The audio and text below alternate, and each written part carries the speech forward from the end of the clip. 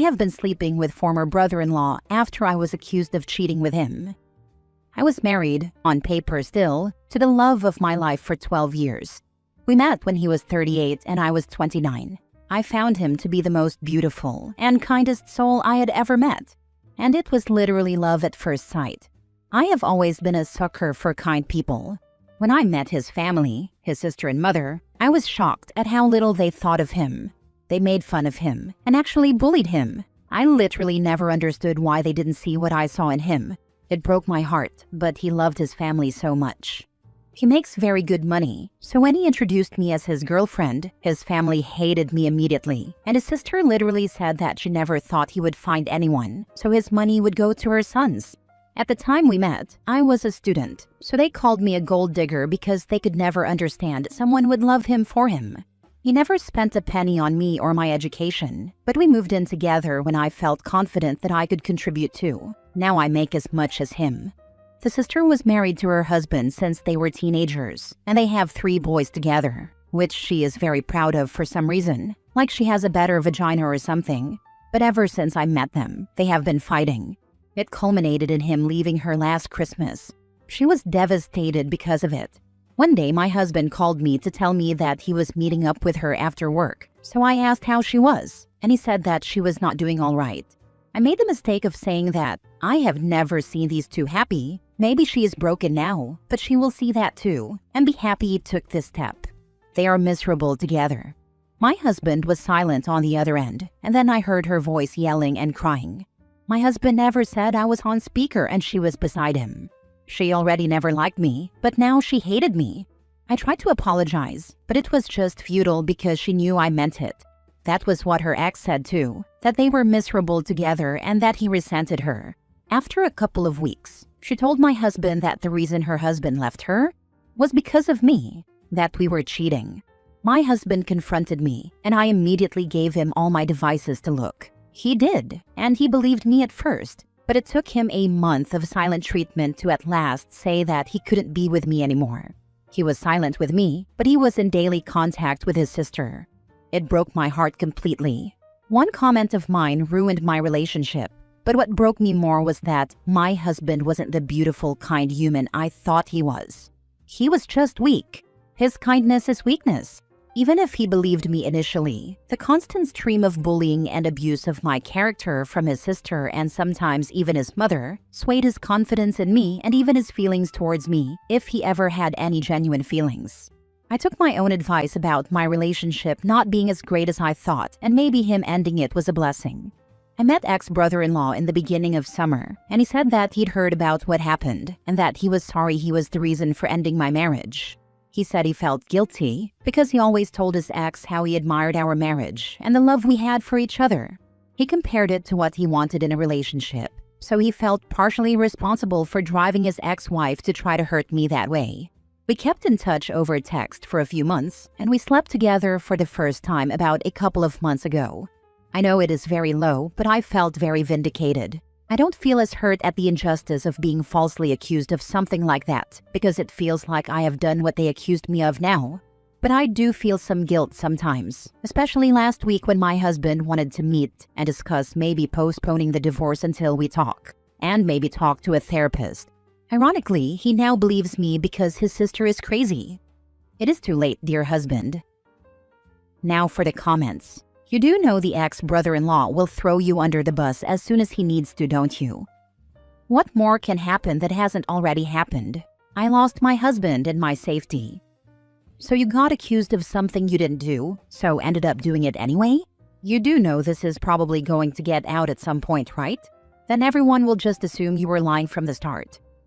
Yeah, who is gonna believe that was the first time OP and ex-brother-in-law hooked up? Yeah, nobody LMAO. Nobody believed me even before I slept with my ex-brother-in-law either.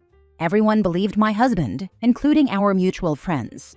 When he asked me to move out in 2 weeks, nobody believed a good man like him would do something like this if he didn't have solid evidence.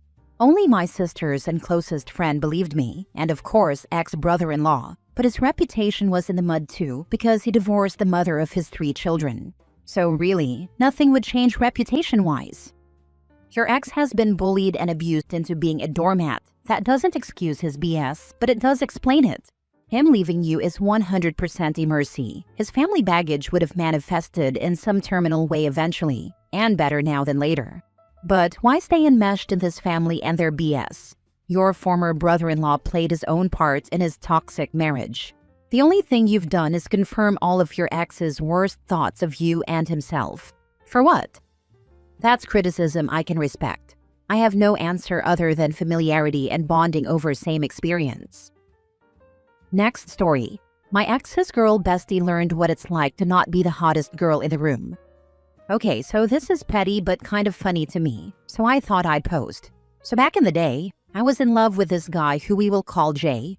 I let him treat me like dirt and whatever. You've all heard it before. It's embarrassing, but I learned from it and moved on. Anyway, he had a girl bestie, who we will call Amy, and she was actually one of the most passive-aggressive people I've ever met in my life. Super mean to me, and at the time I was a bit chubbier, so she was able to make me feel super bad about myself. He always sided with her and brushed off her bullying as joking, and that's just how she is, and it was a nightmare. We would fight about it all the time, and he'd just call me insecure, which, to be fair, I was at the time. Anyway, we broke up years ago, but he did a number on me for sure. I have not heard about this man in years, because to me, once we are done, you're dead to me, and I will never look up what you've got going on. But I recently met up with an old friend who had been part of the friend group of Jay and Amy.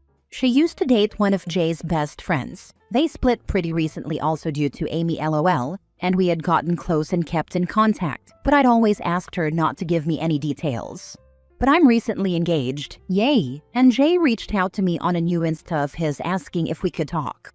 I didn't respond, nor am I going to, because there's nothing to talk about. It's been like 4 years lol. But I mentioned it to my friend, and she was like, OMG, I have so much tea I've been wanting to spill, I just didn't want to cross any boundaries. And I was like, okay, I'm over it but nosy, so what's up? So basically, Jay and Amy never dated, but they always had a super weird relationship. And it was clear he was into her, but she wasn't into him. But she liked his attention. Well, any male attention. Amy is a pretty girl. I hate her, but she's not ugly. But she's like the hottest girl in a small town type of hot, if you get what I mean. And we all lived in a small town at the time, so she was Miss Thing over there. Anyway, apparently a woman who we will call Scarlett, because she low-key looks a bit like Scarlett Johansson, moved to that town temporarily for reasons I don't know. It's a random town, and she was originally from a huge city, but whatever. Anyway, Scarlett met Jay at a bar and they hit it off, and ended up becoming friendly. Don't know if it was romantic on her part, but he was trying to woo her for sure, and apparently it seemed he may have had a chance. My friend sent me pics of this girl and she's actually so pretty. It's insane to me. Like how? She was apparently a former model and honestly, I have no doubts about that. She's like TV beautiful. Like beautiful in every city, town, country you go to visit. A universal 10. And Miss Thing Amy suddenly was outshined to the highest degree. So Amy was mad and did her whole power trip thing, and Scarlett instantly was like, nah, I'm okay. Jay went nuclear on Amy because, to be honest, this girl was so far out of his league it's insane, and he knew he'd probably never be in the same room with a woman like that ever again.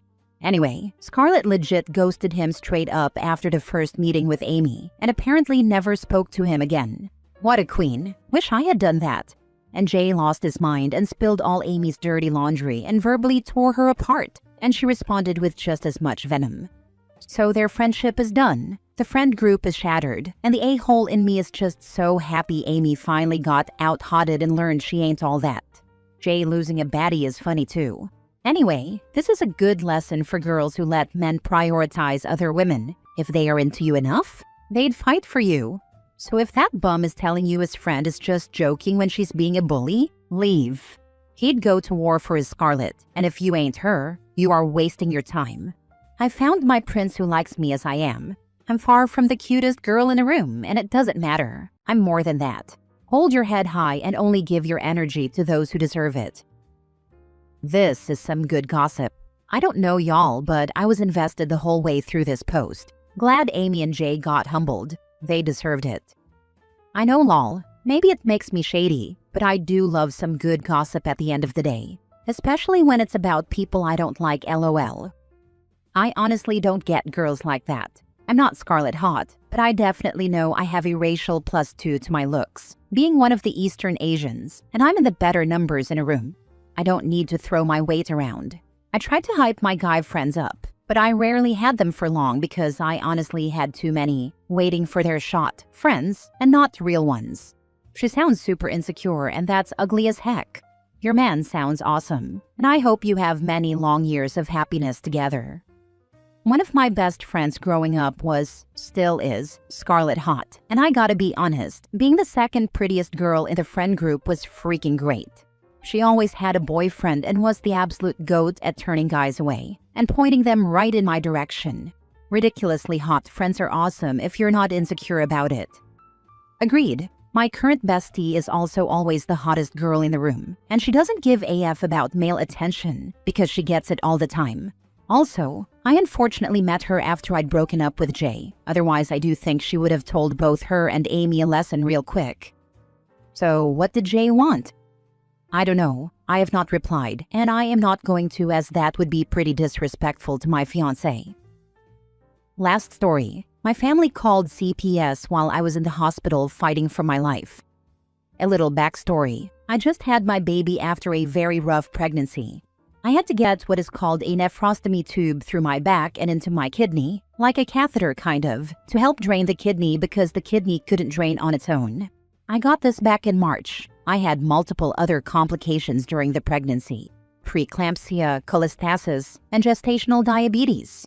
I finally had my son in August. It took 2 months to finally get surgery scheduled to get the neph tube removed, as well as some other surgeries to my kidney. I also have a 5 and a 3-year-old. Over the past couple of weeks leading up to surgery, I was in so much pain from my kidney. I was unable to take meds leading up to surgery. I called my family multiple times, asking for just a little help and support, because taking care of 3 little kids, one of them being an infant, while also in severe pain and healing from a C-section, as well as my body trying to catch up on all of the other health issues, has been exhausting. My family told me I didn't need help and to figure it out, that I can do it on my own. So I did. Thursday before my surgery, I had a friend stop by and help with the kids while I cleaned the entire apartment. Friday was my surgery. My mom came and stayed with the kids while I was in surgery and took my 3-year-old home with her after we got back. My 5-year-old went to his bio dad's, so that just left me and my husband with the infant. Over that weekend while I was healing from surgery, my husband also got a call that his dad was in the hospital, possibly dying. He had all kinds of questionable things lighting up on the imaging of his spine that could potentially be cancer or infection. Both would be very bad, since it was on the spine.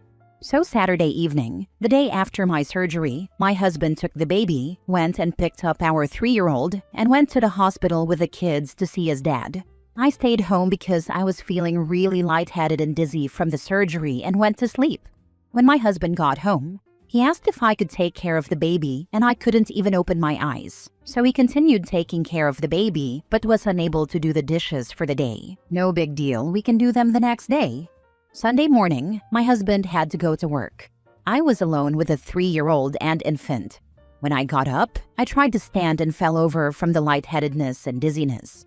I fainted. I got up and changed the baby's butt. Since I was so dizzy, I set the diaper on the floor by the bassinet and barely was able to carry the baby to the living room. I put Mickey Mouse on for the 3-year-old and tried to lie down.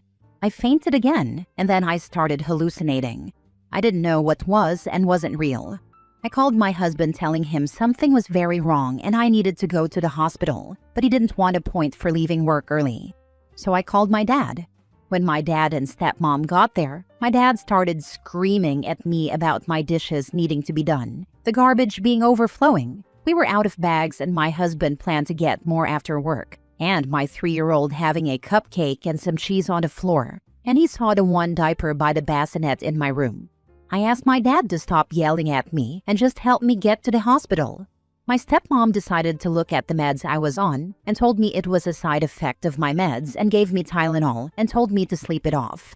They took the kids for a drive, and when they came back, they also yelled at my husband for the trash, dishes, and that we allowed the toddler to eat in the living room and get food on the floor. I had called for help at 10:30 a.m., and it was now 6 p.m. They finally took my temperature, and it was 102 degrees and getting worse. I was very out of it at this point. My husband rushed me to the hospital, and immediately they told me the kidney had become infected during surgery, and I was also septic. The nurses were worried for me. My temp was now 104 degrees, and I was so out of it, I didn't know what was going on anymore. I was admitted for the sepsis. While I was in the hospital, my dad ran his mouth to a bunch of people and way over-exaggerated and embellished his story about my apartment. So we don't know who, but one of these people ended up calling a CPS, expressing that my children were not being cared for and living in a pigsty. During this time, I was literally fighting for my life in the hospital. I was hooked up to oxygen, multiple different IVs, and lots of meds to help get me back on my feet. The morning after I got home from the hospital, I had CPS calling me and knocking on my door. I let her in and explained everything and how I was having a medical emergency, and that's why I called my dad, and he chose to be critical about my apartment instead of helping me get to the hospital. She was happy with everything she saw, said there's no case, and she's going to try to close it as soon as possible. It's just so frustrating that I called my dad in a time where I needed help, and instead I got criticism. And he ran his mouth, so someone called CPS on us instead of even asking my side of the story or considering the fact I was hospitalized and needed help. I'm sorry you've had to deal with so much. I hope you're feeling better. You know your dad and stepmother aren't safe people, right? Calling CPS and behaving the way they did would be unforgivable for me. Have they even apologized? I'm trying to get the strength to go low contact, but it's hard because this is the exact opposite of who my dad usually is. He's someone I've always been able to count on, and I've always been very close to him. So this is very hard for me to process. I'm so sorry you're going through this. Please don't take my question as victim blaming, and I'll elaborate. Did you make the point clear to your husband? I know I have a tendency to downplay, and when I get I have stuff going on, I will just be like, okay, I'll figure it out. If you did make it abundantly clear how you weren't in a state that was safe for you or your kiddos, you need to sit your husband down and make it clear that what happened wasn't okay. Praying for your healing. My husband has been kicking himself ever since for everything that's happened in the past week. He didn't think it was that serious for him to leave work, and his train of thought was that points affect their raises. Which I get, but I was having a medical emergency and needed him.